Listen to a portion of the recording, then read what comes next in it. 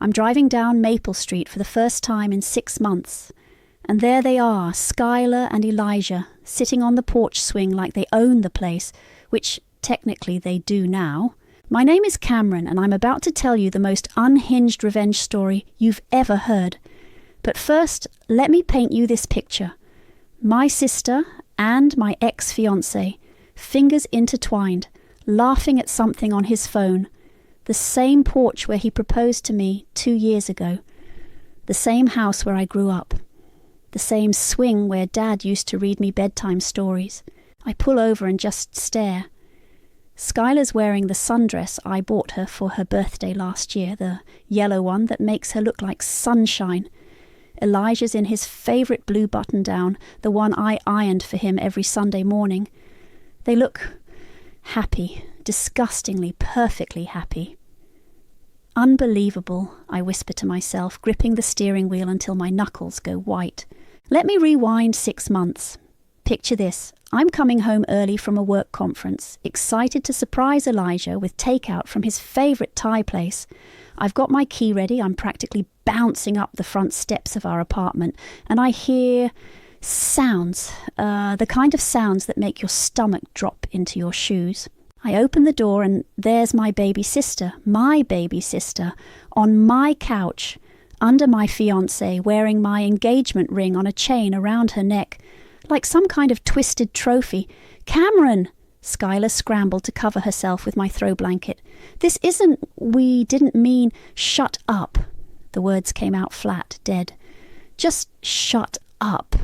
Elijah didn't even have the decency to look ashamed. He sat there shirtless, running his hands through his hair like this was just another Tuesday inconvenience. "Look, Cam, this just happened. We didn't plan it."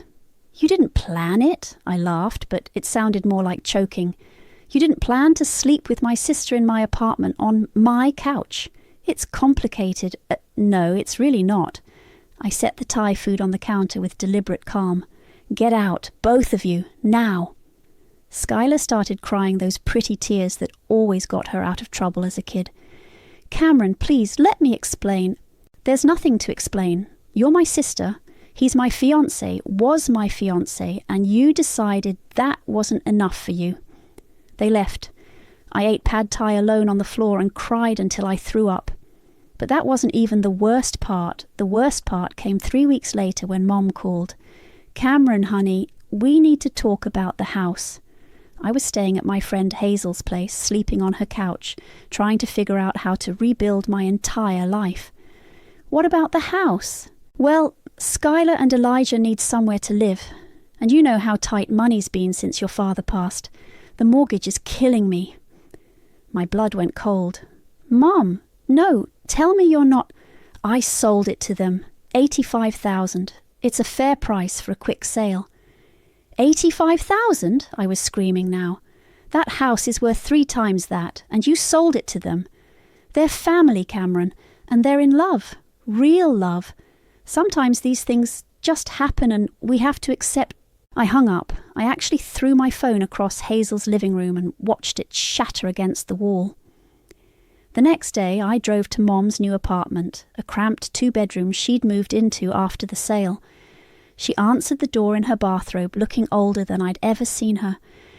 "You sold my childhood home to the people who betrayed me," I said without preamble.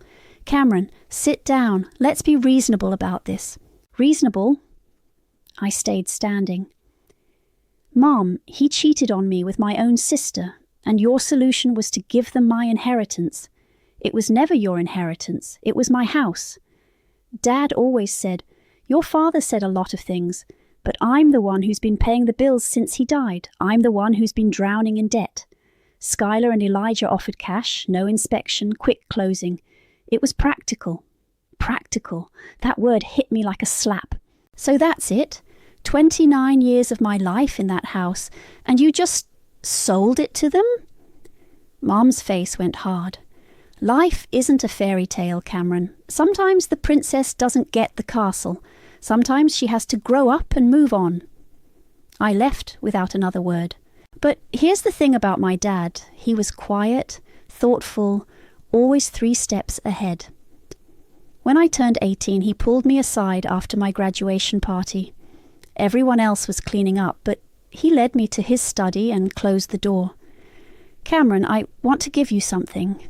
He handed me a folded piece of paper. "It's a deed to the backlot behind the house." "Dad, I don't understand." "Your mother doesn't know. It's been in my family for generations, separate from the main property. I'm deeding it to you now." His eyes were serious, almost sad. "You might need it one day." I tucked that deed away and forgot about it. Until today. Now I'm sitting in my car, watching Skylar and Elijah play house in my childhood home. And I'm smiling, really smiling for the first time in months, because they forgot something. They got the house, but they forgot about the land behind it. 3 acres of overgrown wilderness that technically belongs to me. I pull out my phone and call Hazel. "Hey, it's me. Remember that business plan we talked about, the wellness retreat? Cameron, are you okay? You sound different."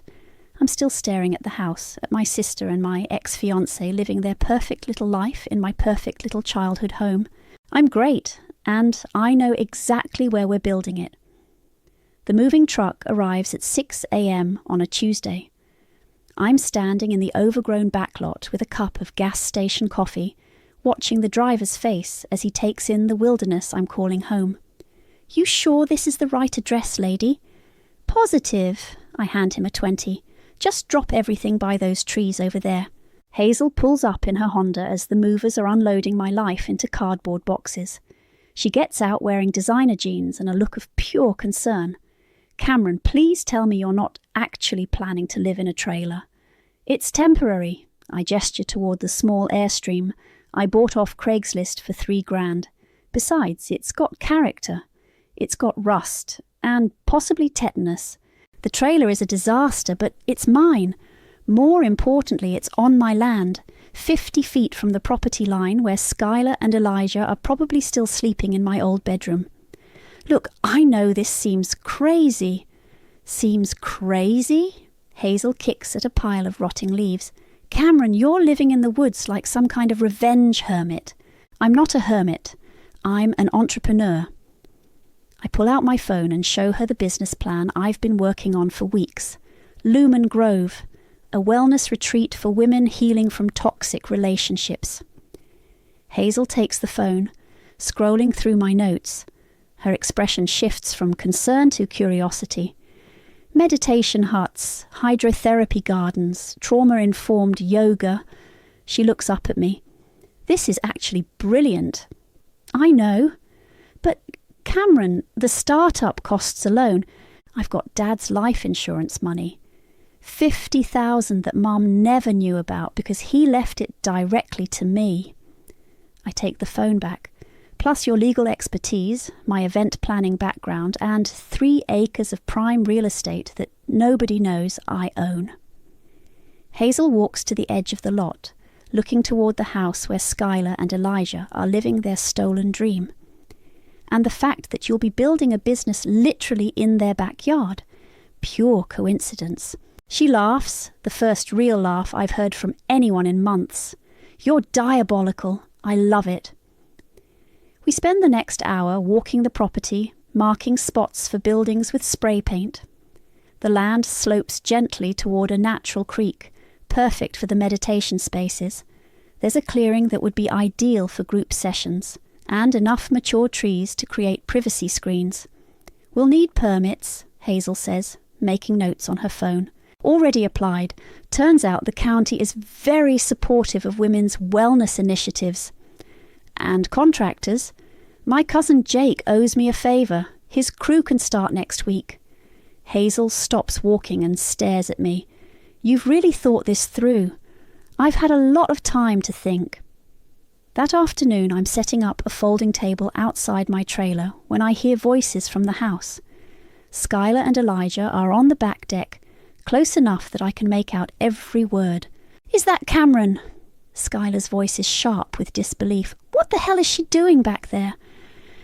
Elijah sounds annoyed, like my presence is somehow inconveniencing him. I wave cheerfully and call out, "Hi, neighbours."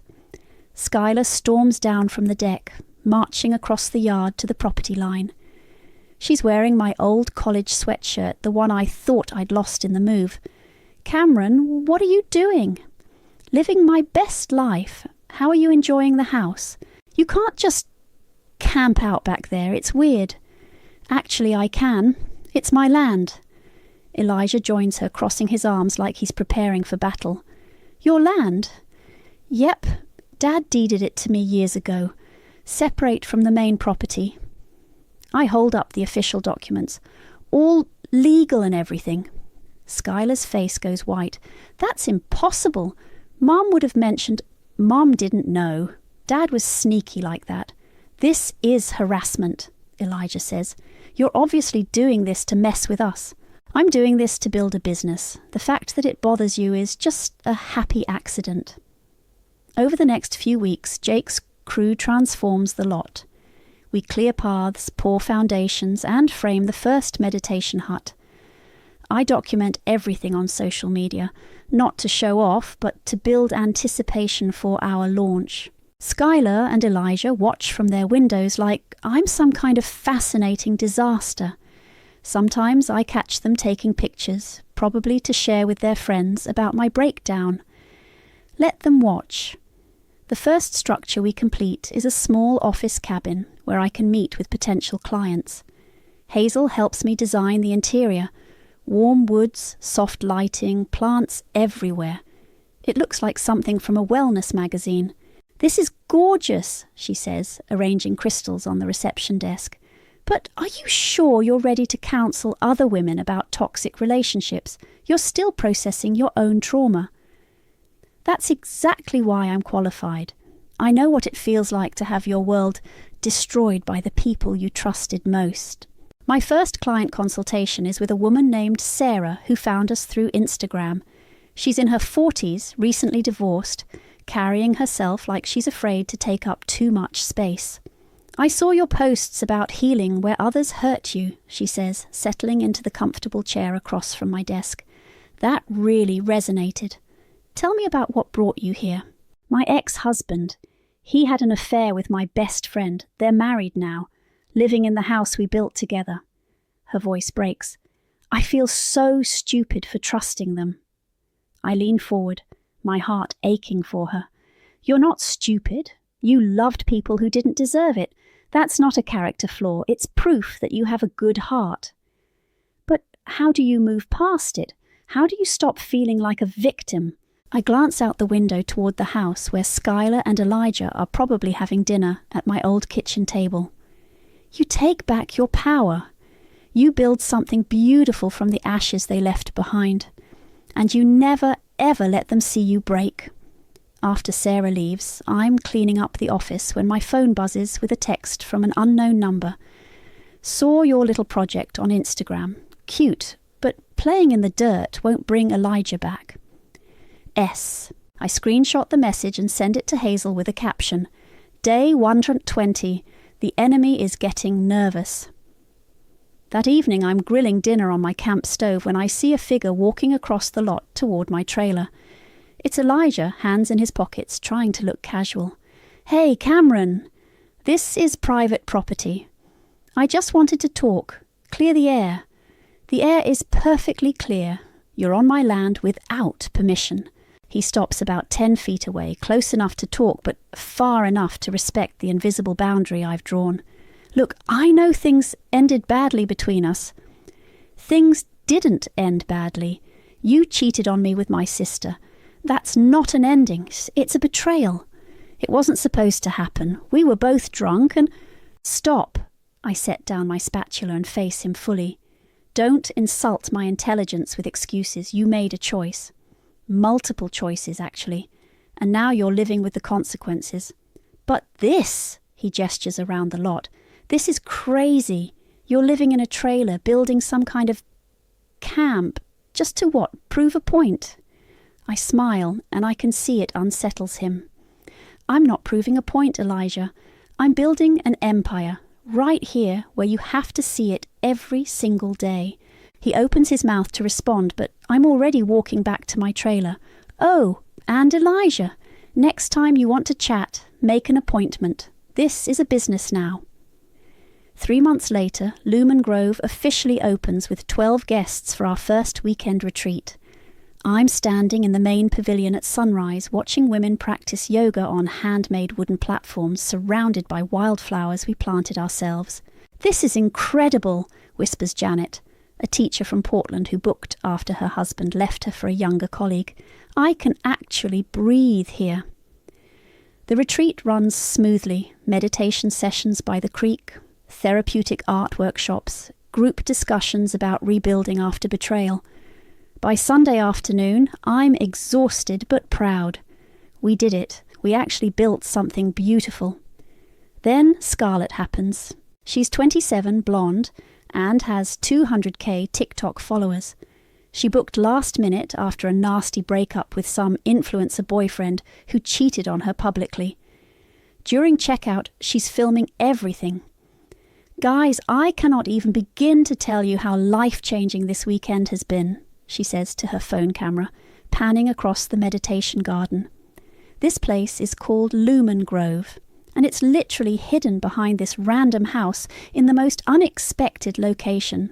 She posts the video that night. By Tuesday morning, my phone is exploding. "Cameron!" Hazel bursts into my trailer at 7 a.m, laptop in hand. "Have you seen this?" The TikTok has 2.3 million views. The comments are insane. "OMG, I need this in my life right now. Where is this magical place? Finally, a retreat that gets it. The aesthetic is everything." My booking system crashes from the traffic. By noon, we're booked solid through the end of the year. "We need to expand," Hazel says, fielding calls from reporters wanting to interview me. Like, immediately. First things first, I grab my car keys. I have an errand to run. The billboard company is surprisingly accommodating when you show up with cash and a viral TikTok video. By Thursday, there's a massive sign going up directly across the street from the house. Impossible to miss from the front porch, where Skylar and Elijah like to sit. The billboard is simple, elegant. "Come heal where others hurt you." Lumen Grove, a sanctuary by Cameron Clayton, with a gorgeous photo of our meditation garden at sunset. I'm standing in my yard, admiring the installation, when Skylar comes storming across the property line. "Are you kidding me with this?" She's pointing at the billboard like it personally offended her. "It's called marketing. You should try it sometime. This is harassment. You're deliberately trying to embarrass us." "I'm trying to run a business. If that embarrasses you, maybe examine why." Elijah appears behind her, looking less composed than usual. "Cameron, this has gone too far. That billboard is visible from our bedroom window. Then close the curtains. You're doing this on purpose." Skylar's voice is getting shrill. "All of this, the retreat, the billboard, living back there like some kind of forest witch, it's all to get back at us. Actually, it's to help women heal from toxic relationships. The fact that it bothers you so much is really telling." A car pulls up. A reporter from the local newspaper who's been trying to interview me all week. Perfect timing. "Miss Cameron, I'm Malcolm from the Tribune. Could we chat about your retreat?"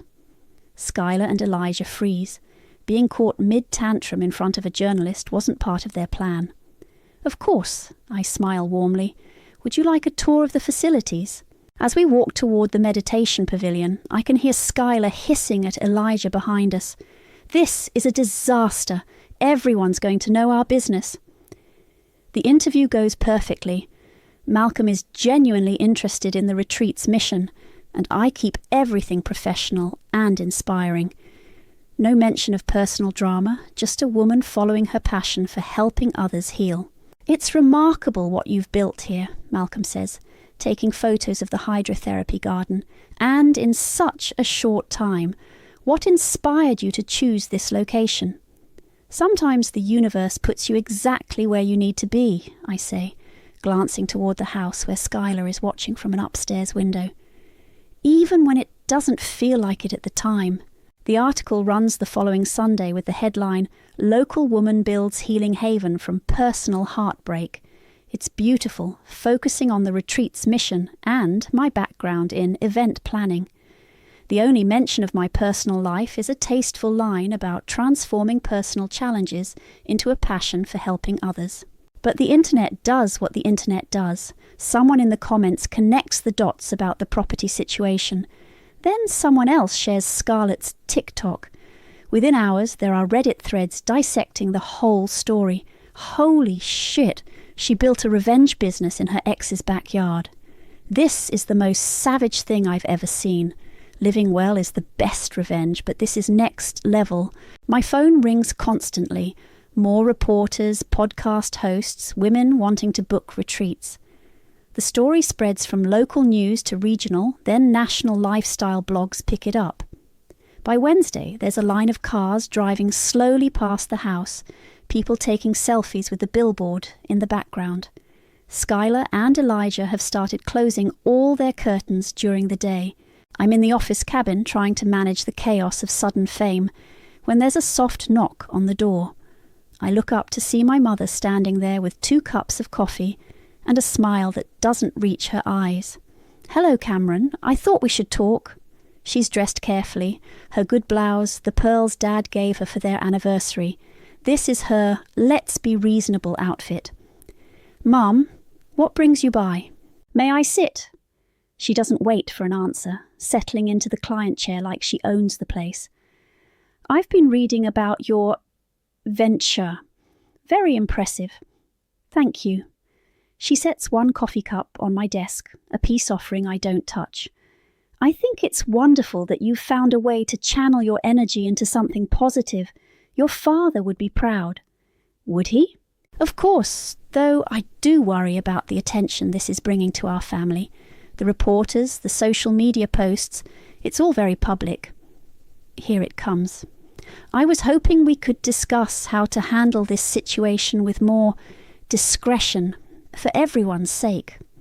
"What kind of discretion?" "Well, perhaps the billboard could be relocated, and maybe some of the interviews could focus less on the personal aspects of your story."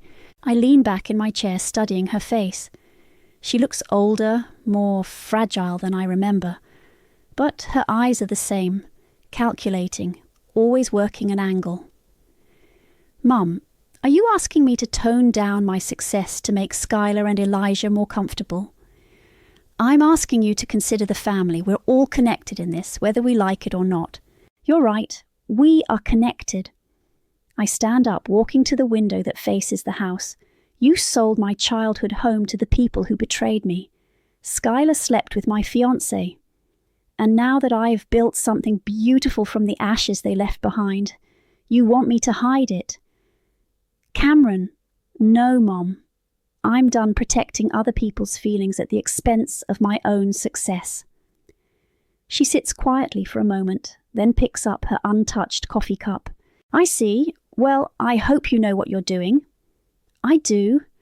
For the first time in my life, I absolutely do." After she leaves, I sit in the growing darkness of my office, watching the lights come on in the house across the yard. Through the windows, I can see Skylar and Elijah moving around the kitchen, probably making dinner, probably complaining about their crazy neighbour and her revenge business. My phone buzzes with a text from Hazel. "Just got off the phone with a production company. They want to do a documentary about Lumen Grove. Are you ready to go national?" I look at the billboard glowing under the streetlights, at the meditation garden where tomorrow 12 more women will start their healing journeys, at the house where 2 people are learning that actions have consequences. I text back, "Let's do it." The legal documents arrive on a Thursday morning, delivered by a courier who looks apologetic about the whole thing. I'm having coffee with Hazel in the office cabin when he knocks. "Ms. Cameron, I have papers for you to sign." Hazel takes the envelope, her lawyer instincts kicking in immediately. She reads through the documents twice before looking up at me with a grin that could power the whole retreat. "Cameron, do you remember what your dad told you about this deed? He said I might need it someday. He was a genius. Look at clause 17. I lean over her shoulder to read the fine print. The language is dense, but the meaning becomes crystal clear. Any adjoining property holder cannot access the shared easement driveway without written permission from the deed holder, me. The driveway, I look out the window toward the narrow paved strip that runs along the property line. That's how they get to their back parking area. Not anymore. Hazel is already pulling up county records on her laptop. This easement was established in 1952 when your grandfather owned both properties. It's been grandfathered in through every sale, except your dad specifically retained control of it when he deeded you the back lot. So I can just block them? Legally, absolutely, with proper notice, of course. We spend the morning drafting official letters and filing the appropriate paperwork with the county. By noon, there's a bright orange construction barrier blocking access to the back driveway with a sign, "Private easement, access restricted by order of deed holder." I'm watering the herb garden when I hear Elijah's car pull up to the front of the house. Then I hear his voice, loud and frustrated. "What the hell is this?" Skylar comes out to join him and they both stand staring at the barrier like it's some kind of alien artifact. "She can't do this," Skylar says. "This is our driveway." "Actually, it's not," I call out from behind the fence. "It's an easement that I control." Elijah marches over to the property line, his face red with anger. "Cameron, this is ridiculous. We need that driveway to access our parking area." "Then you should have thought about that before you decided to live in my childhood home. This is harassment. This is property law. If you have an issue with it, call a lawyer." "We will." "Great. Mine's right here." I gesture toward Hazel, who waves cheerfully from the office cabin. The next few days are deliciously chaotic. Skylar and Elijah have to park on the street and walk around to their back door, carrying groceries and laundry through the front yard like everyone else in the neighborhood can see their inconvenience. But the real fireworks start when Malcolm from the Tribune shows up again. "I heard there's been a development in your property situation," he says, setting up his recording equipment in the pavilion. "Just exercising my legal rights as a property owner." "And how do your neighbours feel about that?" Before I can answer, Elijah appears at the property line, apparently having spotted the reporter's car. "Excuse me," he calls out, "are you interviewing her about this driveway situation?" Malcolm looks between us, his journalist instincts clearly tingling. "Would you like to comment, Mr. This woman is harassing us." Elijah's composure is completely gone now. "She's blocking our access to our own property out of spite." "It's not your property," I say calmly. "It's an easement that belongs to me. We bought this house in good faith. From my mother, who didn't own the easement rights to sell."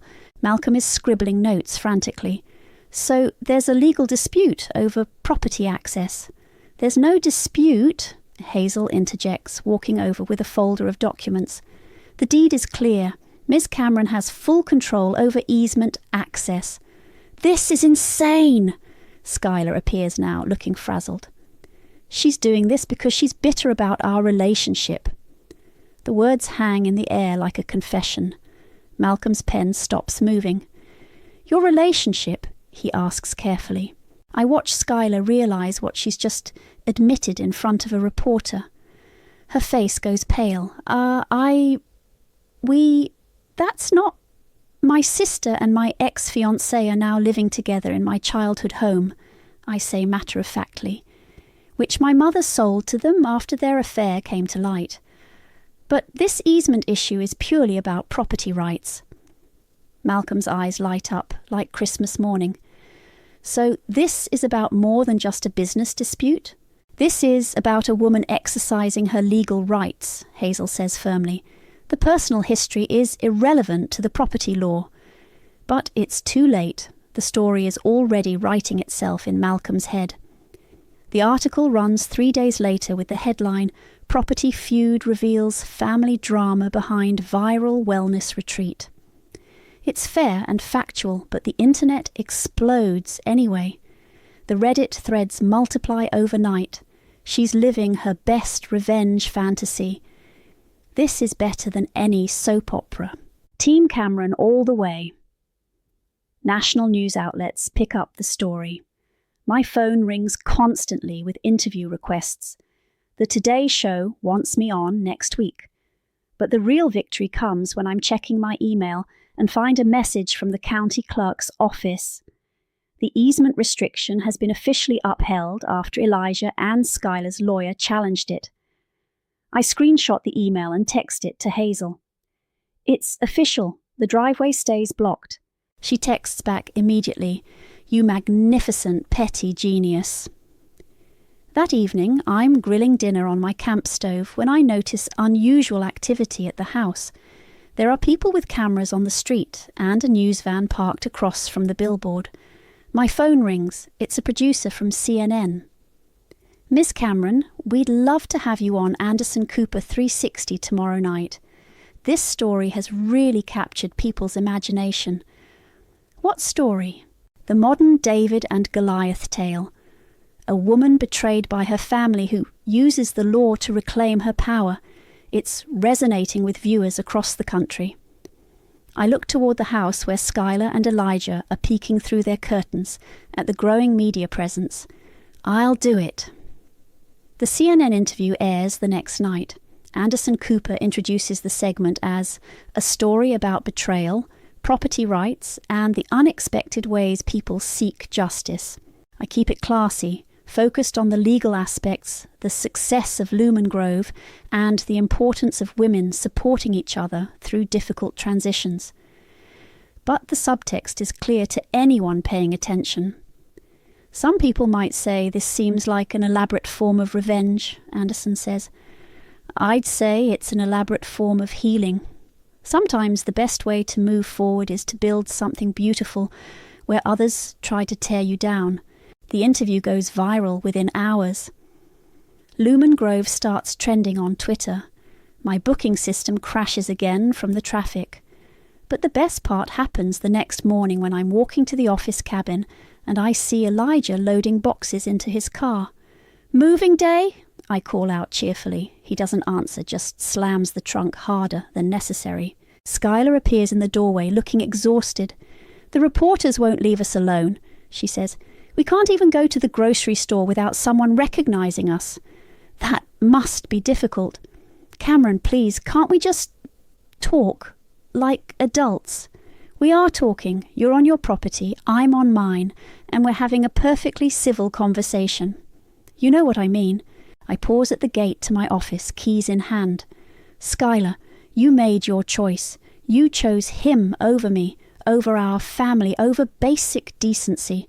Now you're living with the consequences of that choice. But we're sisters.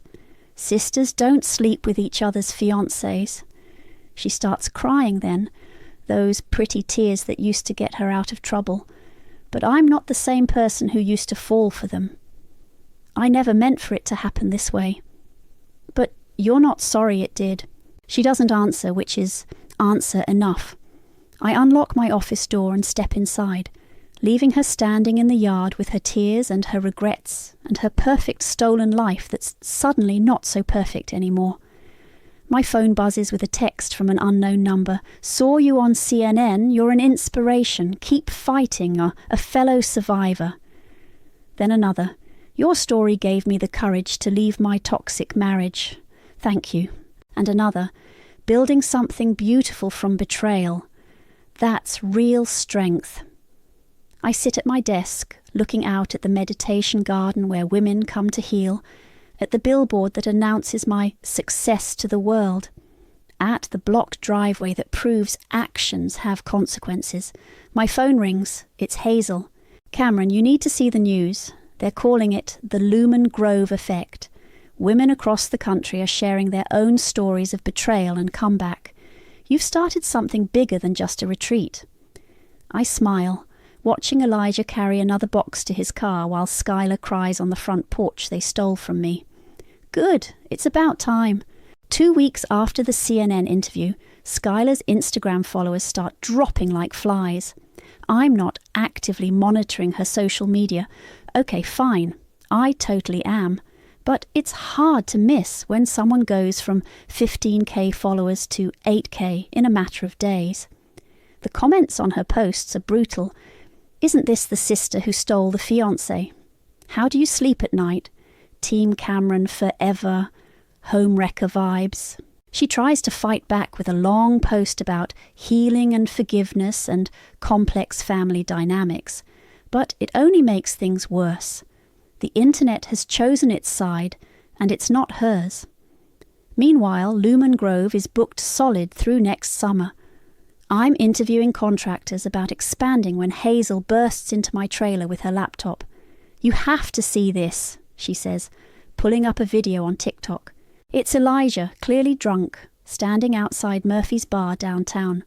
Someone's filming him, and he's ranting about crazy ex-girlfriends and property harassment. "She's lost her damn mind," he slurs into the camera. "Building some cult compound just to mess with us. It's not even a real business, it's just revenge." The video has 500k views and climbing. The comments are not kind. "Sir, this is a Wendy's energy. Tell me you're the villain without telling me you're the villain. Imagine being this pressed about your ex's success." "He's spiralling," Hazel observes. "Good." My phone rings. It's Malcolm from the Tribune. "Cameron, have you seen the video of Elijah from last night?"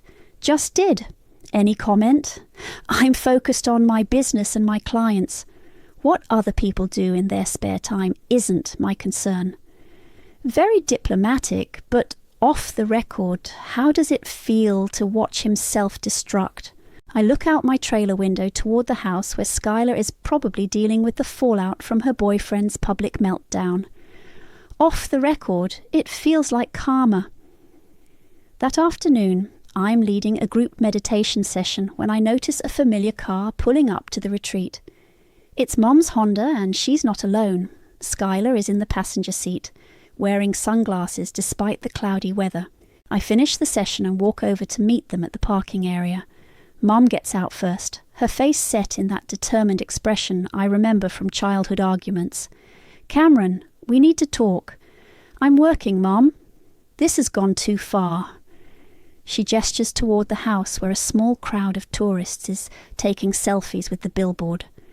The reporters, the social media posts, the public humiliation. Enough is enough. Skylar emerges from the car looking like she hasn't slept in days.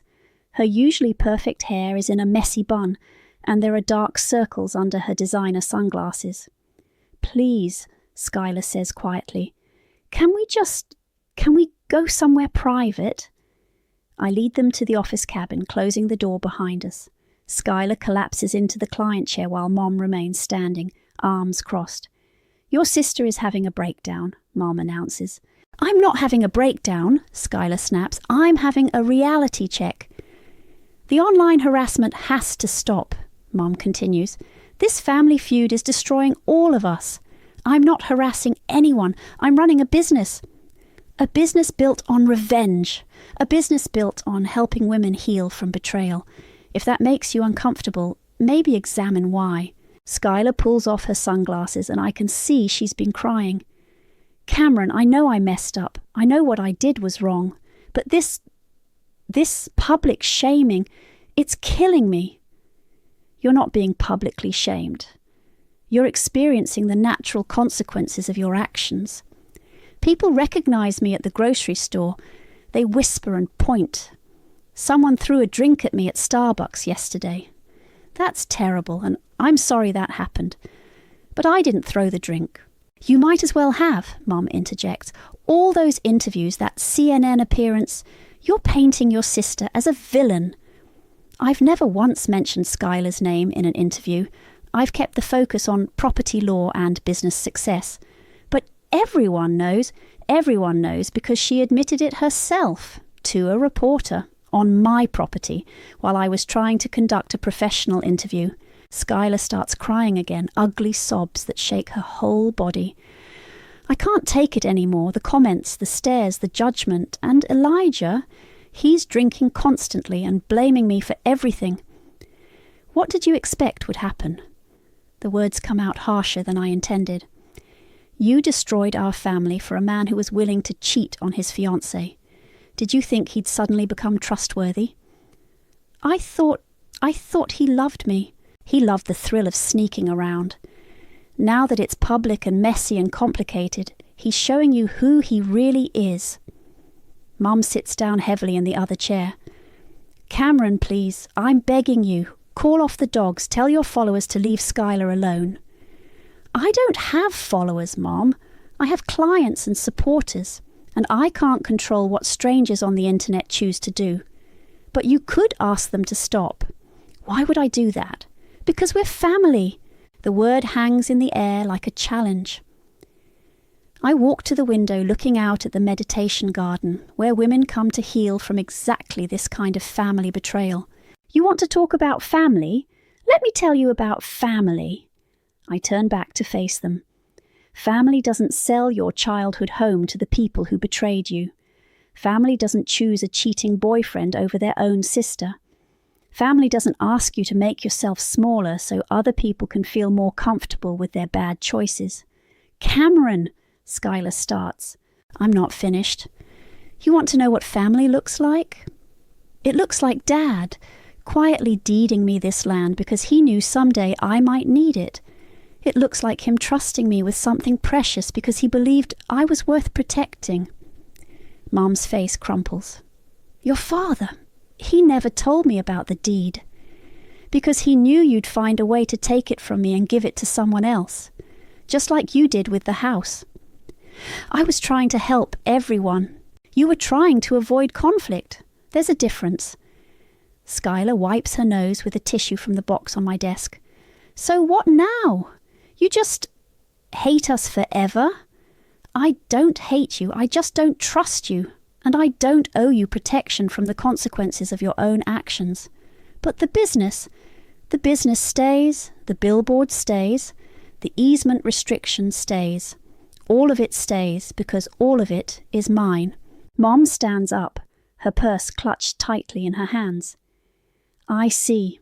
Well, I hope you're satisfied with what you've accomplished. I am, actually. For the first time in my life, I'm building something that's entirely mine. Something no one can take away from me or sell out from under me. They leave without another word. I watch from the window as they drive away, Skylar slumped against the passenger door like a broken doll. My phone buzzes with a voicemail notification.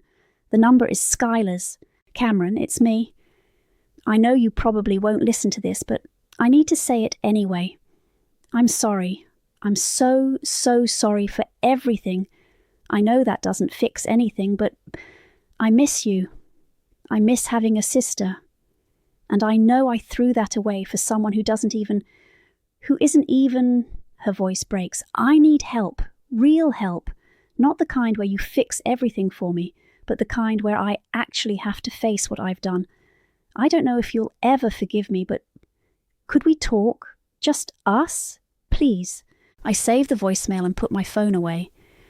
Then I walk outside to check on the evening meditation group where 12 women are learning that healing is possible, even after the worst betrayals.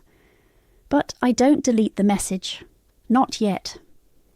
3 days after the voicemail, Skylar shows up at Lumen Grove during our morning yoga session. She's standing at the edge of the parking area, hands shoved deep in her jacket pockets, watching the women move through their sun salutations. I finish leading the class and walk over to her. Up close, she looks even worse than she did in Mom's car. Her skin is pale, her hair unwashed, and she's wearing the same clothes from our last conversation. You came, I say. You didn't call me back. I wasn't sure what to say. She nods toward the women rolling up their yoga mats. They look peaceful. Healing takes work, but yeah, they're getting there. Cameron, I meant what I said in the voicemail about needing help. What kind of help? The kind where I stop being the person who destroys everything she touches. Her voice cracks. Elijah's been cheating on me with some girl from his gym. I caught them last week. I don't say, I told you so, even though every fibre of my being wants to. I'm sorry that happened. Are you? The question catches me off guard. What do you mean? Are you actually sorry, or are you just saying what you think you should say? I consider lying. giving her the comfort she's looking for. But we're past that now. I'm sorry you're in pain. I'm not sorry that you're finally seeing who he really is. She laughs bitterly. Fair enough. At least you're honest. What do you want from me, Skylar? I want to work here. The words hit me like a physical blow. What? I want a job. At the retreat. I want to help other women the way you're helping them. Absolutely not. Cameron, please. No, this is my sanctuary, my safe space. You don't get to waltz in here and make it about your redemption arc. I'm not trying to make it about me. I'm trying to make amends. By inserting yourself into my business, by forcing me to see you every day while I'm trying to heal my own trauma. Several of the retreat guests have stopped their post-yoga conversations to watch us. I lower my voice and gesture toward the office cabin. Let's take this inside. In the privacy of my office, Skylar collapses into the client chair like she belongs there. I don't have anywhere else to go. You have Mom's apartment. Mom kicked me out, said I made my bed and now I have to lie in it. Good for her. Cameron, I'm broke. Elijah drained our joint account before he left. I can't afford rent anywhere and no one will hire me because of all the online stuff. That's not my problem. I know it's not your problem, but I'm asking for help anyway because I don't know what else to do. She's crying again, but these tears feel different. Less manipulative, more desperate. You want to help women heal from betrayal. I lean back in my chair. Let's start with taking responsibility for your own actions. When did you first sleep with Elijah? Cameron. When? 2 months before you caught us. So it wasn't a one-time mistake. It was an ongoing affair. Yes. And you wore my engagement ring while you did it. Yes.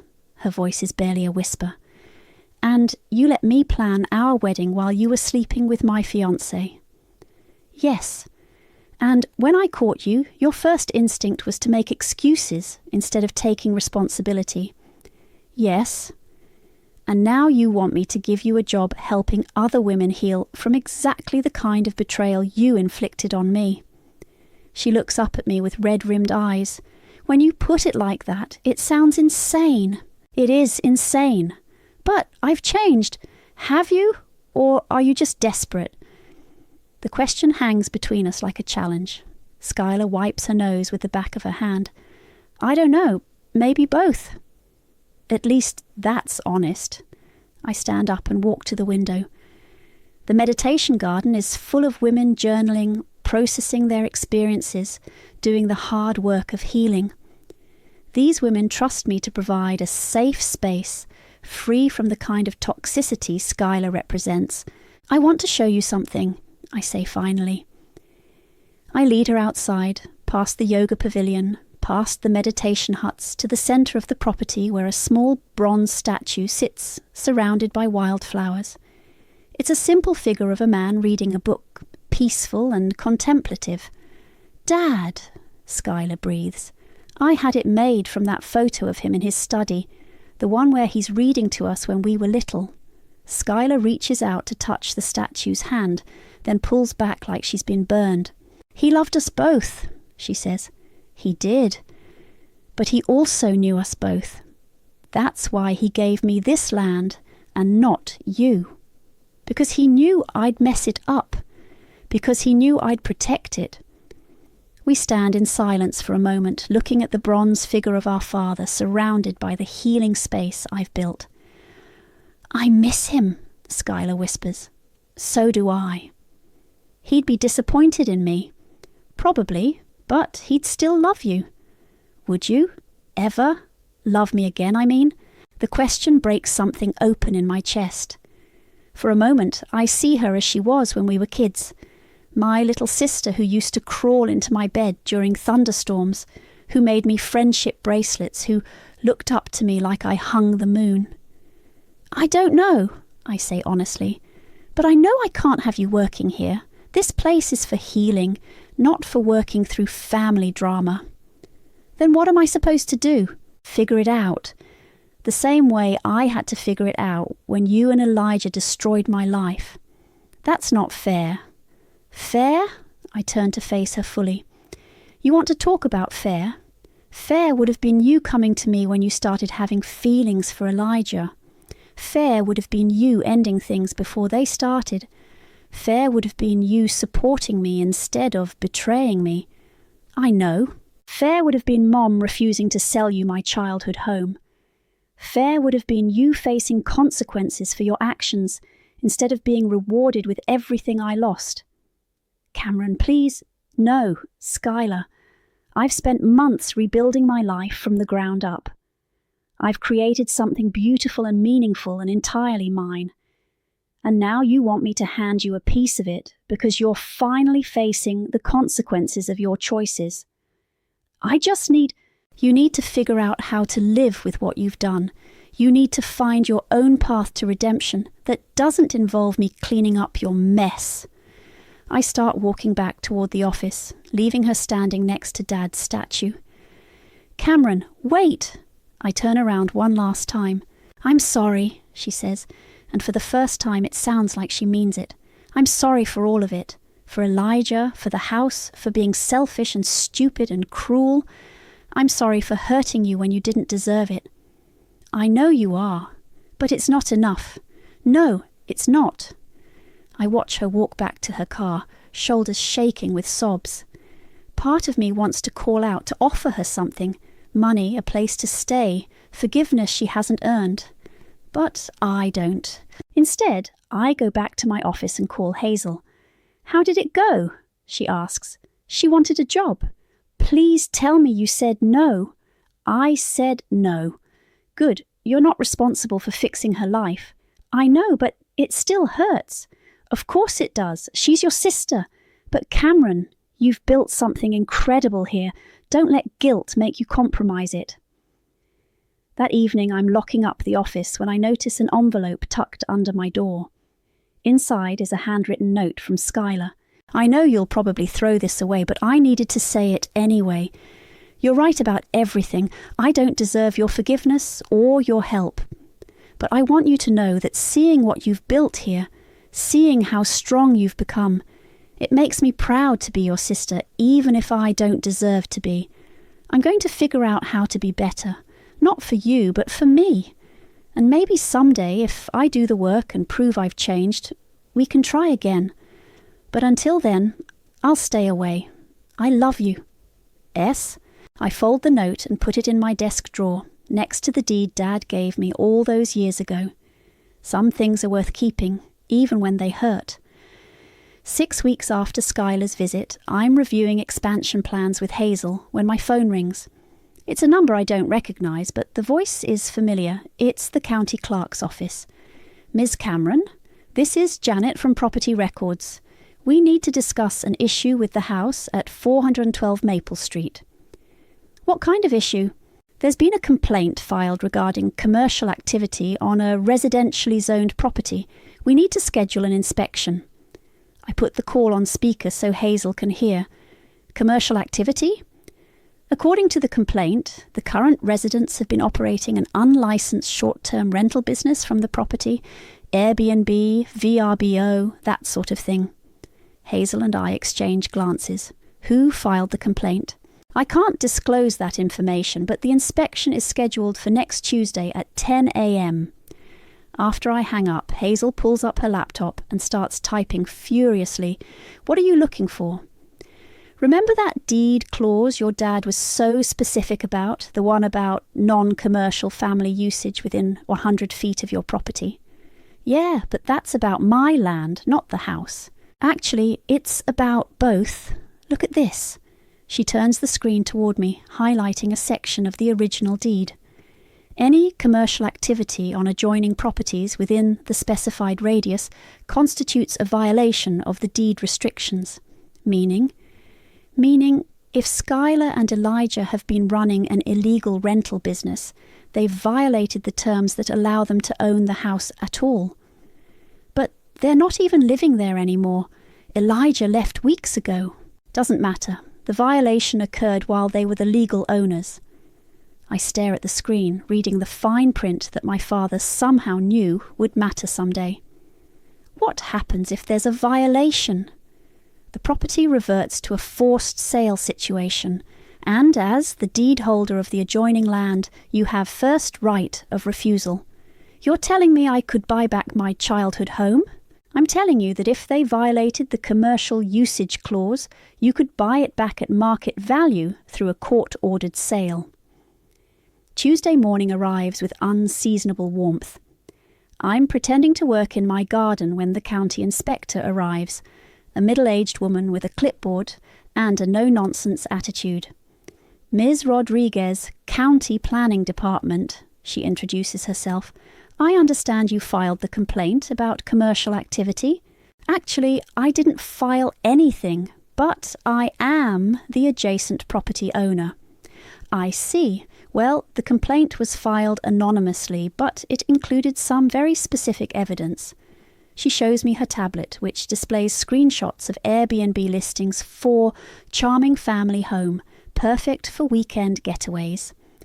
The photos show my old bedroom, the kitchen where Mum used to make pancakes, the living room where Dad taught me to play chess. These listings show the property was being rented for $200 a night, with over 40 bookings in the past 3 months, Ms. Rodriguez explains, all while zoned for single-family residential use only. That's a lot of bookings. It's a clear violation of city ordinances. The owners will face fines, and the property will be flagged for immediate cessation of commercial activity. She spends an hour documenting everything, taking photos, measuring spaces, noting the commercial-grade lockbox still attached to the front door. When she's finished, she hands me a copy of her report.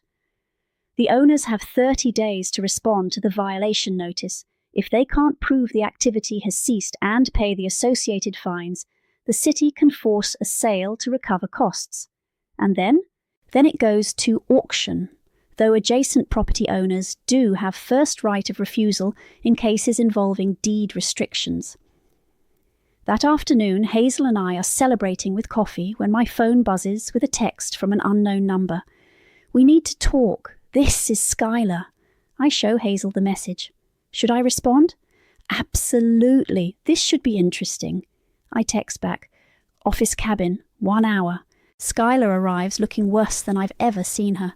She's lost weight, her clothes hang loose, and there's a desperate edge to her movements as she paces in front of my desk.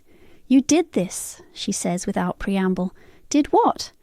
The complaint, the inspection, the violation notice. I didn't file any complaint. Don't lie to me, Cameron. Who else would know about the Airbnb listings? Anyone with internet access? You weren't exactly subtle about it. She stops pacing and stares at me. You're really going to pretend you didn't orchestrate this whole thing? Skylar, I've been focused on running my business. What you and Elijah did with the house after he left isn't my concern. Bullshit. This is just another part of your revenge plan.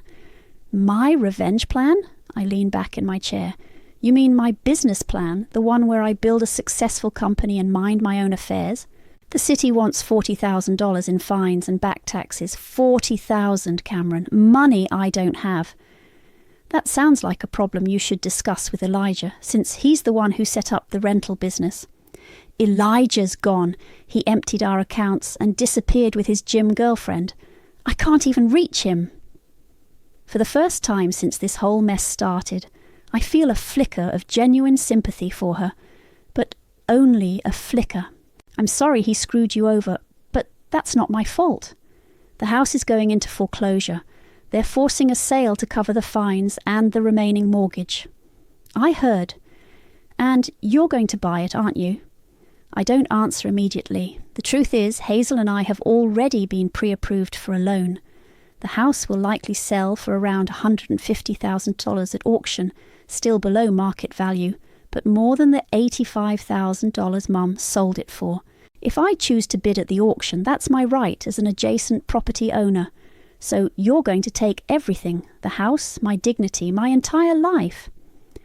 I'm going to buy a house that's for sale.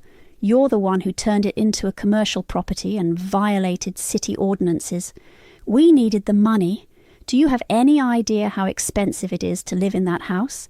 The utilities, the maintenance, the property taxes? Then maybe you shouldn't have bought a house you couldn't afford. We thought... Elijah said the rental income would cover everything. And how did that work out for you? She collapses into the client chair, finally deflated. I've lost everything. My relationship, my home, my family. I have nothing left.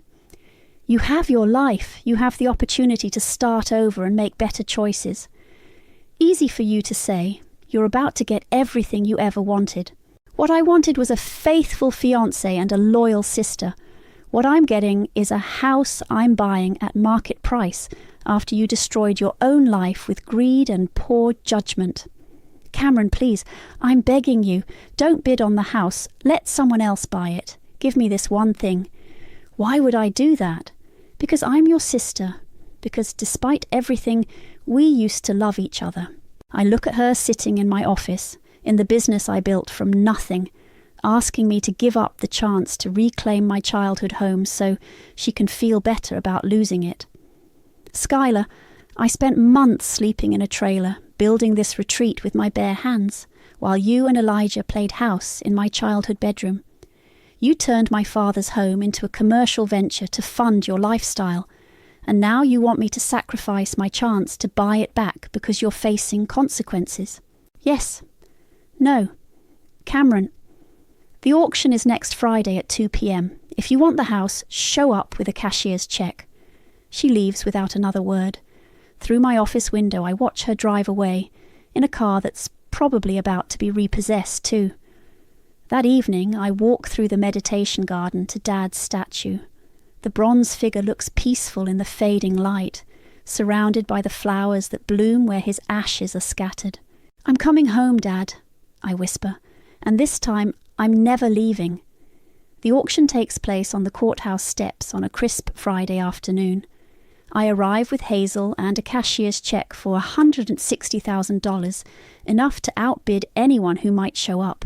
There's a small crowd gathered, mostly curious neighbours and a few real estate investors. I spot Malcolm from the Tribune taking notes in the back, and someone with a camera who's probably from one of the national outlets that have been following the story. Skylar isn't here, neither is Mom. Lot 47, 412 Maple Street, the auctioneer announces. Opening bid is $120,000 to cover outstanding liens and fees. 120, calls out a man in a suit who's clearly a house flipper. 130, I respond calmly. 140. 150. The flipper looks at me, sizing up the competition. He doesn't know who I am, but Hazel whispers something to him and his face changes. He shakes his head and steps back. 150 going once, going twice, sold to bidder number 7. Just like that, I own my childhood home again. The paperwork takes 2 hours. When it's finished, Hazel hands me a set of keys, the same keys Mom gave to Skylar and Elijah 8 months ago. How does it feel? She asks as we walk up the front steps. Surreal. I unlock the door and step inside. The house smells different, like strangers and cleaning products and the lingering scent of whatever air freshener the rental guests preferred. But underneath it all, I can still smell home. The living room is empty except for a few pieces of furniture Skylar couldn't take with her. I walk through each room slowly, reacquainting myself with the space that shaped my childhood. In the kitchen there's a note taped to the refrigerator in Skylar's handwriting. I'm sorry for all of it.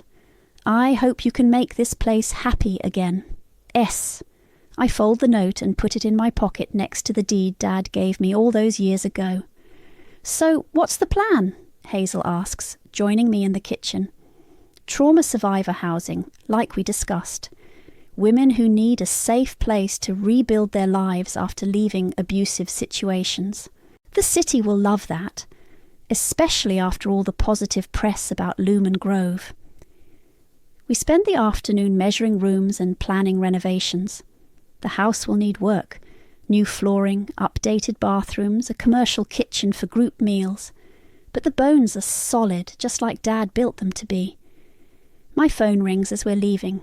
It's a producer from Good Morning America, Ms. Cameron, we'd love to have you on the show next week to talk about your incredible journey.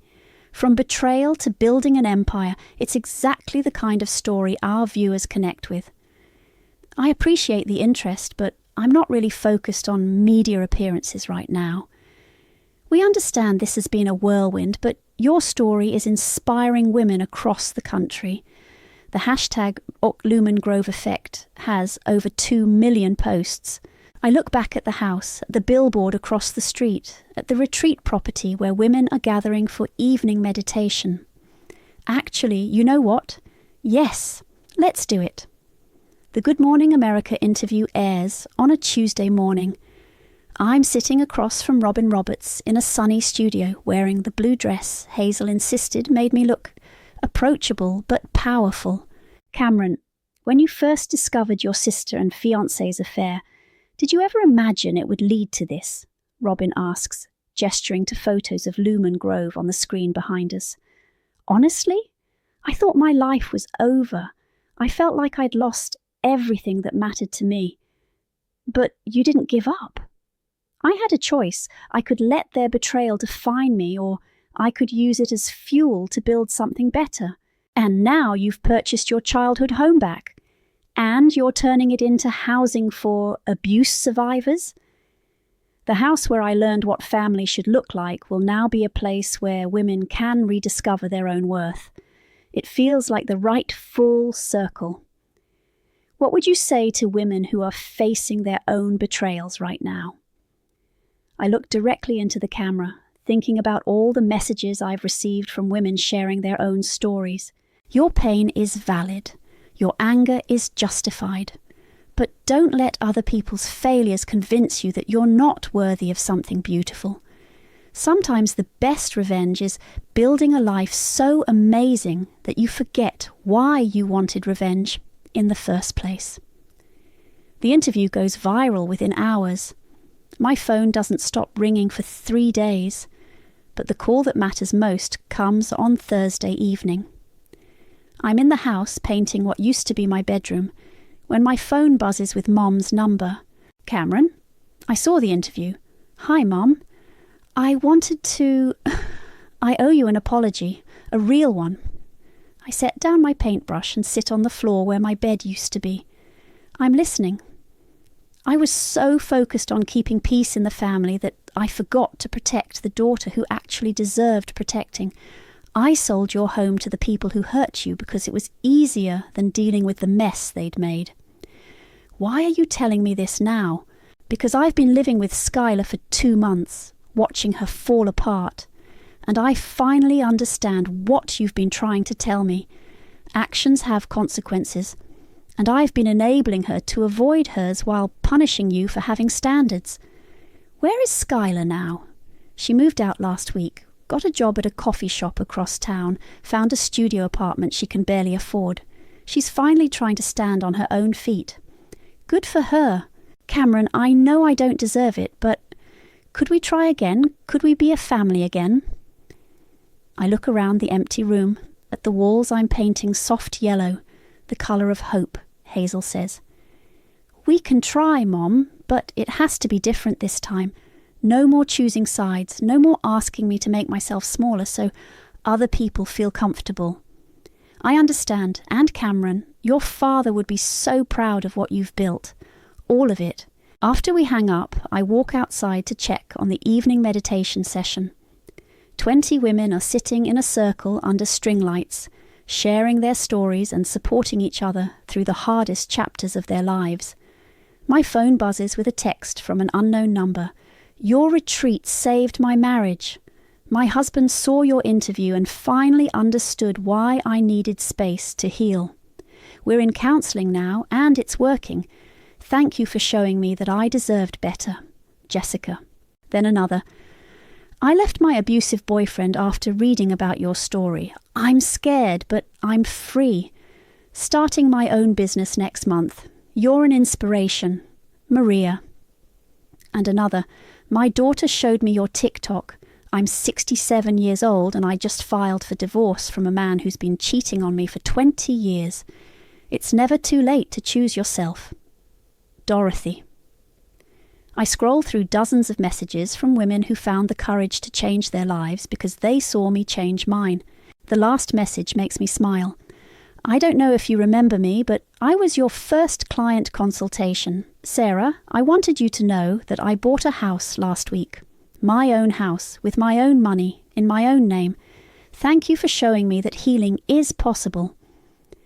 P.S.